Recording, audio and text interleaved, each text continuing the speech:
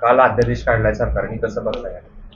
अर्थातच मी जरांगे पाटील आणि त्यांच्या बरोबरच्या सगळ्या समर्थकांचं अभिनंदन करते की त्यांच्या प्रयत्नांना यश आलंय. आत्ता अध्यादेश आलाय, त्यामुळे पुढे पुढे काय काय होतं. आणि सरकार हे धनगर, मराठा, लिंगायत आणि मुस्लिम समाजांच्या आरक्षणासाठी अनेक वर्षाच्या मागण्या आहेत, तर हे लवकरही करू शकत होते. पण जरांगे पाटलांना मुंबईला यावं लागलं आणि मगच या सरकारने हा निर्णय घेतला.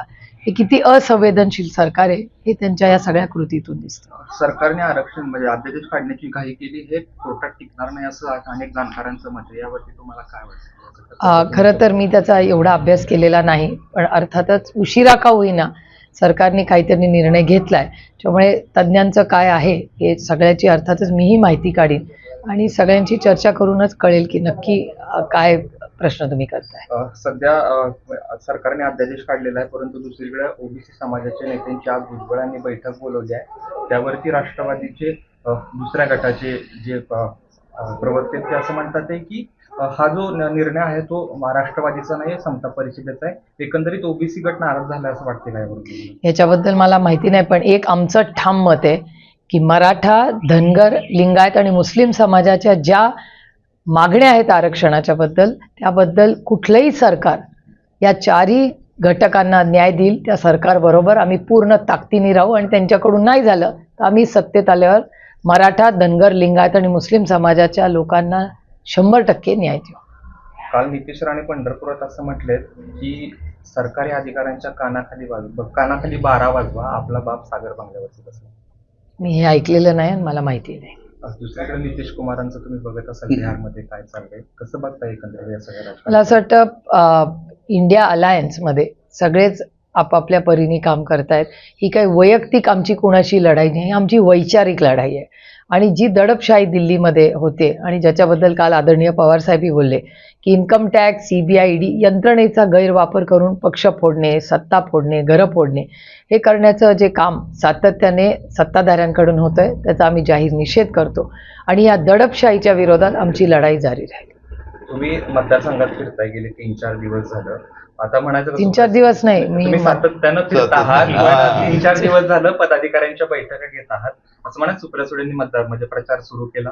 नाही, मी 5 वर्ष इलेक्शन मोडमध्येच असते. पण आता तुम्ही सातत्यानं म्हणत असता की मतदानाच्या वेळेस किंवा इलेक्शनच्या वेळेची लढाई वेगळी किंवा आरोप प्रत्यारोप करत राहू असं म्हणायचं का? सुप्रिया सुळेंनी आता सुरू केला प्रचार. मी आरोप कुठे केलेत अजून कोणावर? म्हणजे अजून केलेलं नाही.